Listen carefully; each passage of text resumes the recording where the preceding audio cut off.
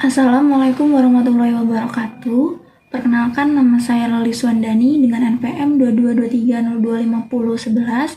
Di sini saya akan mempresentasikan terkait dengan tugas saya yang berjudul Ethnoscience. Adapun pokok pembahasan pada presentasi kali ini adalah terkait dengan pengertian ethnoscience, kemudian peran pendekatan ethnoscience dalam pembelajaran IPA, kemudian contoh kearifan lokal yang dapat digunakan sebagai kajian ethnoscience dalam pembelajaran IPA, dan yang terakhir terkait dengan kelebihan dan kekurangan dari pendekatan ethnoscience. Baik, untuk materi yang pertama, yaitu terkait dengan pengertian ethnoscience. Jadi sebenarnya ethnoscience itu berasal dari bahasa Yunani, yakni ethnos, yang berarti bangsa, dan scientia, yang berarti pengetahuan.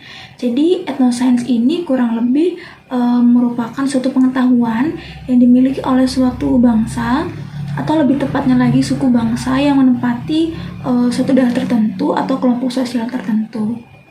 Nah, sedangkan menurut Sturtevant dalam Ahimsa tahun 1998, ethnoscience ini didefinisikan sebagai system of knowledge and cognitive typical a given culture. Maksudnya adalah ethnoscience ini merupakan sistem pengetahuan dan kognisi yang khas dari budaya tertentu. Yang seperti saya bilang tadi, dia khas dari budaya di dalam daerah tersebut. Gitu.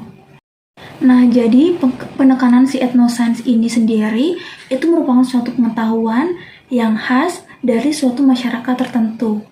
Kenapa demikian? Karena antara masyarakat yang tinggal di daerah A dengan daerah B ini memiliki kearifan lokal yang berbeda satu sama lainnya. Oleh sebab itu disebut dengan khas dari masyarakat tertentu. Nah, jadi berdasarkan pengertian-pengertian tadi, dapat disimpulkan bahwasanya ethnoscience sendiri itu mengandung arti adalah suatu kegiatan yang mentransformasikan antara pengetahuan asli yang berkembang dalam masyarakat tersebut yang secara turun-temurun menjadi pengetahuan ilmiah yang dapat dipertanggungjawabkan secara sains. Baik, yang selanjutnya adalah bidang kajian dari penelitian ethnoscience itu sendiri. Jadi berdasarkan sumber yang saya baca, terdapat 3 bidang kajian dalam penelitian ethnoscience. Yang pertama adalah penelitian si ethnoscience ini memusatkan perhatiannya kepada suatu kebudayaan yang didefinisikan sebagai the form of thing that people have in mind, their model of perceiving.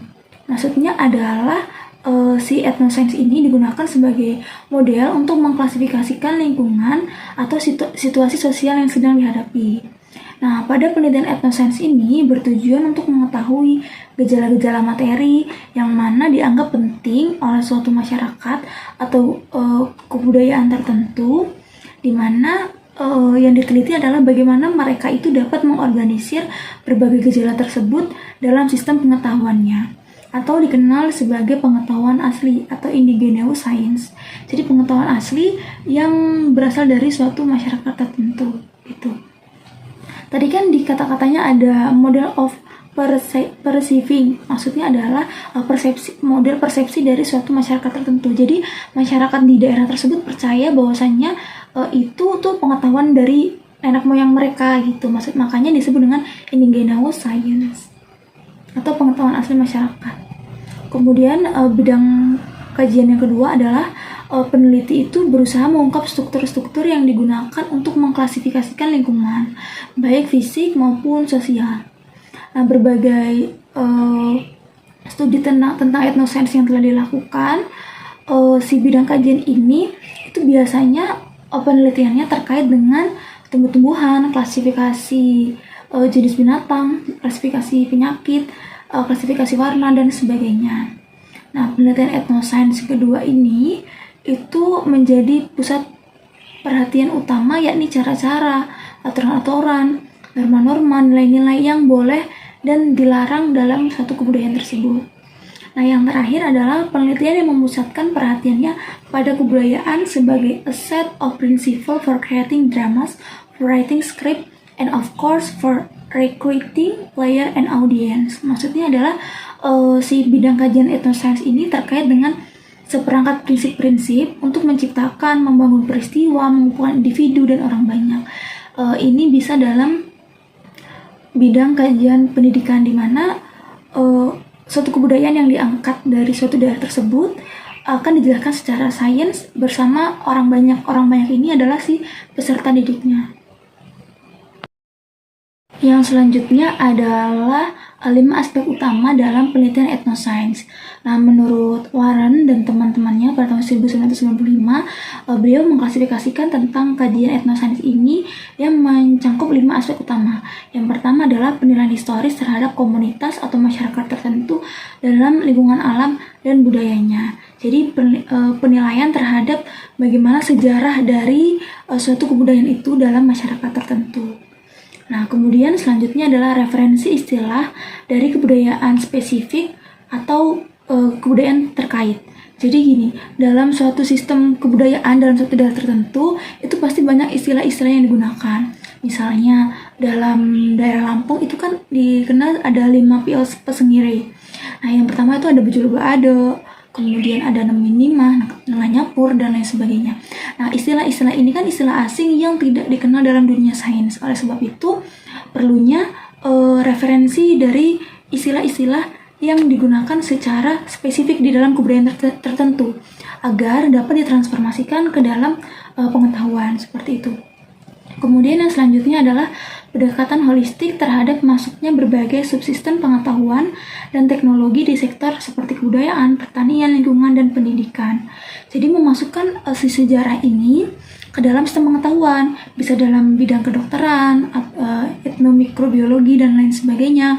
Kemudian etnopertanian terkait dengan pertanian, etnolingkungan, kemudian etnopendidikan atau dikenal dengan etnoscience, seperti itu, dan lain sebagainya. Nanti ada juga sebagai etnobiologi, etnokimia, itu juga dalam bidang pendidikan yang lebih spesifik. Kemudian yang nomor 4, penilaian konsep budaya yang lebih dinamis dalam kaitannya dengan konfigurasi dan interaksi sistem pengetahuan barat dan non-barat. Jadi ada interaksi antara pengetahuan asli dari masyarakat tersebut dengan pengetahuan dari sains itu sendiri. Kemudian komparatif dan bukan orientasi normatif, di mana inspirasi barat dan non-barat serta orientasi terhadap proses pembangunan wilayah atau budaya tertentu. Maksudnya komparatif bukan orientasi normatif di sini adalah merujuk pada suatu analisa yang didasarkan pada suatu norma atau standar tertentu. Dalam konteksnya itu dalam perbandingan budaya barat dan barat tadi, si pendekatan komparatif ini mencoba membandingkan berbagai aspek dari kebudayaan masyarakat antara barat dan non-barat tanpa menentukan mana yang lebih baik atau lebih benar, seperti itu. Yang selanjutnya adalah peran dari peningkatan etnoscience dalam pembelajaran IPA. Pembelajaran berbasis budaya atau pembelajaran berbasis etnoscience ini dapat mewujudkan kegiatan belajar yang bersifat kontekstual dan nyata karena yang dipelajari oleh siswa itu berkaitan erat dengan kehidupan sehari-hari. Oleh sebab itu disebut dengan kontekstual dan nyata dengan konteks lingkungan seperti tempat tinggal peserta didik, sehingga pembelajaran itu lebih efektif dan peserta didik itu lebih menguasai materi yang tengah dipelajari secara bermakna. Jadi pengetahuan itu melekat pada diri peserta didik karena berhubungan dengan kehidupan sehari-hari di dalam masyarakatnya itu sendiri. Nah, adapun peran dari pendekatan etnoscience dalam pembelajaran IPA yang pertama adalah peduli terhadap kehidupan sosial. Maksudnya di sini adalah pengimplementasian si pendekatan etnoscience ini bertujuan agar peserta didik itu lebih peduli terhadap kehidupan sosial, lingkungan sekitar, dan budaya yang dimiliki. Karena budaya yang diangkat atau etnoscience yang diangkat dalam pembelajaran IPA itu pasti yang berhubungan dengan kebudayaan mereka, yang mereka sering temui dalam kehidupan sehari-hari. Sehingga diharapkan pada saat selesai pembelajaran dan di saat mereka ini, peserta didik ini berhadapan dengan langsung dengan lingkungan, maka dia akan lebih peduli terhadap kehidupan sosialnya karena ternyata si kehidupan sosial itu berhubungan erat dengan sains itu sendiri gitu. Kemudian yang kedua adalah memahami konteks budaya. Rekonstruksi dari si etnoscience ini menghasilkan pengetahuan sains yang akan dipelajari oleh pembelajaran oleh pembelajar, maksudnya dalam hal ini adalah peserta didik, agar dapat menyelesaikan suatu permasalahan dalam kehidupan sehari-hari. Nah, maksudnya di sini adalah memahami konteks budaya. Tadi kan ada kalimat yang menyelesaikan masalah dalam kehidupan sehari-hari. Jadi bisa jadi suatu budaya di dalam daerah tersebut itu menjadi suatu problematika yang menurut diri peserta didik ini tidak masuk akal seperti itu. Oleh sebab itu, ketika ditransformasikan ke dalam sains, jadi kebudayaan itu hal yang ditanyakan oleh peserta didik itu dapat dijawab secara ilmiah di dalam sains. Oleh sebab itu, si etnosains ini merupakan suatu pendekatan yang sangat bagus apabila diterapkan dalam pembelajaran di sekolah. Bisa jadi dalam bentuk suatu LKPD, e-book, e-modul, dan media pembelajaran yang lainnya. Kemudian yang selanjutnya adalah meningkatkan keterlibatan peserta didik. Nah, peningkatan etnosains yang dikembangkan itu kan tadi saya sudah sempat singgung seperti LKPD, buku, modul, video pembelajaran, dan lain sebagainya yang memuat warisan leluhur atau nenek moyang bangsa Indonesia yang relevan dengan sains. Nah, sehingga diharapkan melalui pendekatan etnosains tersebut, peserta didik itu lebih merasa terlibat dalam pembelajaran. Hal ini tentunya apabila dalam membuat LKPD contohnya, tentunya didampingi oleh suatu pendekatan pembelajaran yang dimana dalam melakukan sintaks-sintaks pembelajaran tersebut melibatkan peserta didik itu aktif dalam pembelajaran di kelas atau disebut dengan student center. Jadi peserta didik yang lebih lebih banyak aktif gitu. Contohnya adalah pendekatan PJBL, etno PJBL seperti itu. Misalkan seperti yang telah diketahui bahwasannya di daerah Lampung itu terkenal dengan kain tapis Lampung. Nah, tentunya dalam pembuatan tapis Lampung itu melalui serangkaian suatu peristiwa gitu. Jadi ada beberapa tahapan. Salah satunya adalah tahapan pewarnaan kain tapisnya. Nah, ternyata pada tahap proses pewarnaan itu menggunakan suatu kapur gitu. Suatu kapur. Nah, agar dalam proses pewarnaannya itu nantinya warna yang dihasilkan itu tidak mudah luntur. Nah, tentunya dalam industri yang besar pembuatan tapis itu tentunya banyak air kapur yang digunakan gitu kan. Nah, setelah digunakan tentunya air kapur itu tidak dapat digunakan kembali dan dibuang. Dibuang ke sungai atau ke tempat penampungan air kapur yang muaranya ke sungai gitu. Oleh sebab itu tentunya air kapur yang dibuang ini akan menimbulkan suatu permasalahan seperti rusaknya ekosistem dan lain sebagainya. Tentunya ini merupakan suatu permasalahan yang perlu dipecahkan. Bagaimana caranya, bagaimana solusinya. Nah, dari hal yang diangkat tersebut nantinya peserta didik itu diharapkan akan lebih aktif. Solusi yang tepat adalah diapakan dulu air kapurnya sehingga waktu saat proses pembuangan ke sungai itu tidak merusak ekosistem dan lain sebagainya. Tentunya dengan suatu model pembelajaran tersebut peserta didik itu lebih aktif dalam pembelajaran seperti itu. Kemudian yang terakhir mengembangkan keterampilan lintas budaya. Maksudnya di sini adalah dalam pendekatan etnosains ini peserta didik itu diberikan suatu kesempatan untuk berinteraksi dengan budaya dan pengetahuan yang berbeda. Hal ini itu dapat mengembangkan keterampilan lintas budaya seperti keterampilan proses sains, kemudian berpikir kreatif, berpikir kritis, HOTS, dan lain sebagainya. Tentunya keterampilan-keterampilan ini dapat dilatihkan dalam serangkaian proses pembelajaran menggunakan etnosains ini. Contohnya yang tadi BJBL STEM, kemampuan berpikir kreatifnya pasti bisa ditingkatkan atau diketahui oleh guru. Kemudian berpikir kreatifnya dapat, komunikatifnya dapat, kolaborasinya dapat, karena dia pasti akan bekerja secara berkelompok. Gitu. Kemudian yang terakhir adalah terkait dengan contoh kearifan lokal dalam pembelajaran IPA.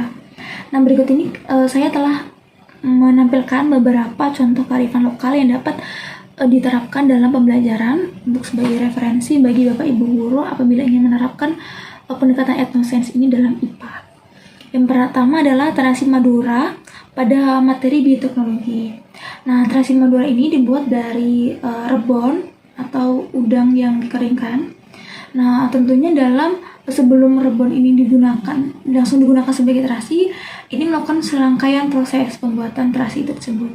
Nah, ternyata dalam serangkaian proses itu terdapat suatu fermentasi yang dibantu oleh suatu bakteri atau mikroba. Oleh sebab itu, pengimplementasian proses pembuatan terasi Madura itu dalam bioteknologi dapat ditingkatkan. Kemudian seruit Lampung pada materi zat adiktif. Seruit Lampung itu merupakan makanan khas orang Lampung, di mana pada proses pembuatan sambalnya itu bisa menggunakan durian yang telah difermentasi. Nah, itu sebenarnya bisa masuk ke materi bioteknologi. Kemudian seruit Lampung itu kan ikan dan sambalnya. Jadi yang khas itu sambal dari orang Lampungnya, bisa pakai tempoyak dan lain sebagainya. Tentunya beberapa zat yang bahan yang digunakan untuk membuat seruit itu berhubungan dengan zat adiktif gitu. Kemudian selanjutnya adalah tape atau peyem. Nah, ini makanan khas dari Jawa Barat pada materi bioteknologi.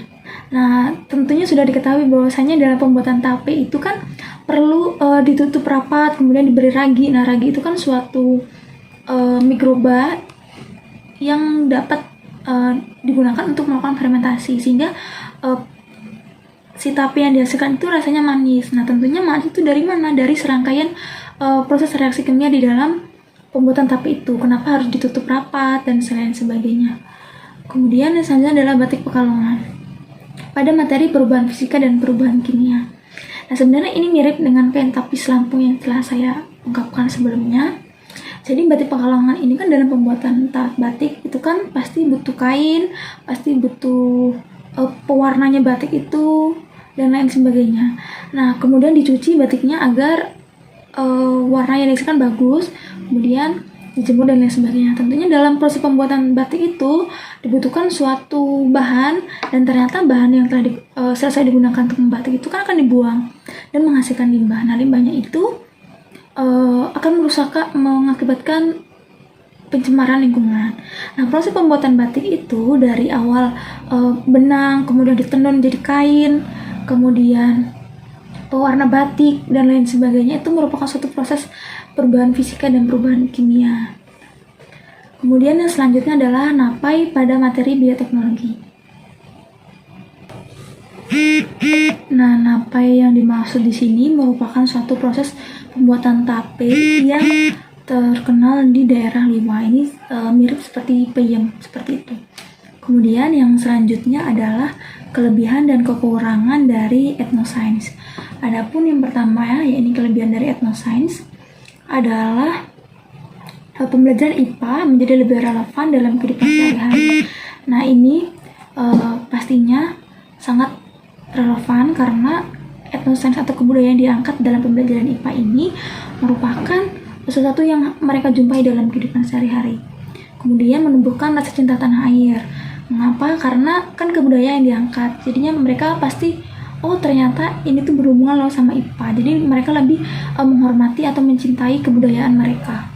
Kemudian pembelajaran yang disampaikan jadi lebih bermakna karena yang sains yang awalnya mereka kira itu tidak berhubungan sama sekali dengan kehidupan sehari-hari dan apalagi kebudayaan, ternyata itu sangat berkaitan erat. Kemudian peserta didik lebih bijak terhadap lingkungan. Hal ini dimaksudkan adalah nantinya pada saat selesai pembelajaran, karena ini berhubungan dengan sains nih, makanya dia harus lebih bijak atau peduli terhadap lingkungan. Kemudian yang terakhir adalah pelestarian kebudayaan melalui pendidikan. Ini peserta didik tidak kehilangan jati diri bangsa karena budayanya ini kan sekarang ini di era globalisasi, kebudayaan itu sudah mulai terkikis. Oleh sebab itu dengan pengintegrasian si etnosains ini akan membuat peserta didik ini lebih mencintai kebudayaan di Indonesia. Oleh sebab itu dia tidak kehilangan jati dirinya. Selanjutnya adalah kekurangan dari pendekatan etnosains. Yang pertama adalah pendekatan etnosains ini mengakibatkan bahasanya guru itu mengalami kesulitan dalam menemukan kearifan lokal yang digunakan dalam pembelajaran. Maksudnya di sini adalah kerelevansian antara kebudayaan dengan materi nanti yang akan diajarkan gitu. Jadi guru ini perlu kajian lebih lanjut. Sebenarnya etnosains ini cocoknya dipakai untuk materi apa, seperti itu. Kemudian kedua adalah bergantung pada perspektif tertentu. Maksudnya di sini kan kebudayaan itu tuh dipercaya oleh masyarakat tertentu. Nah, jadi menurut masyarakat tertentu si A ini yang kebudayaan ini tuh gini gitu. Nah, menurut si B itu gitu. Jadi si guru ini perlu sumber atau informasi yang valid terkait dengan kebudayaan yang akan diangkat tadi, sehingga tidak menimbulkan keambiguan ketika proses pendapatan konsep oleh siswa. Kemudian yang terakhir adalah terkadang hanya fokus pada budaya dibandingkan konsep ilmiah. Nah, ini sering terjadi karena tadi budaya yang diangkat, jadi lebih ke budayanya yang dipakai gitu. Maksudnya yang lebih dipelajari lebih lanjut, tetapi konsepnya ditinggalkan. Nah, ini sering terjadi, jadi perlu ada pembuatan RPP yang tepat, jadi alokasi mana yang budaya, mana di saat peserta didik ini mendapatkan konsep gitu. Sekian presentasi dari saya. Apabila terdapat kesalahan saya mohon maaf. Kepada teman-teman yang ingin bertanya, silakan bertanya di forum diskusi. Saya akhiri. Wassalamualaikum warahmatullahi wabarakatuh.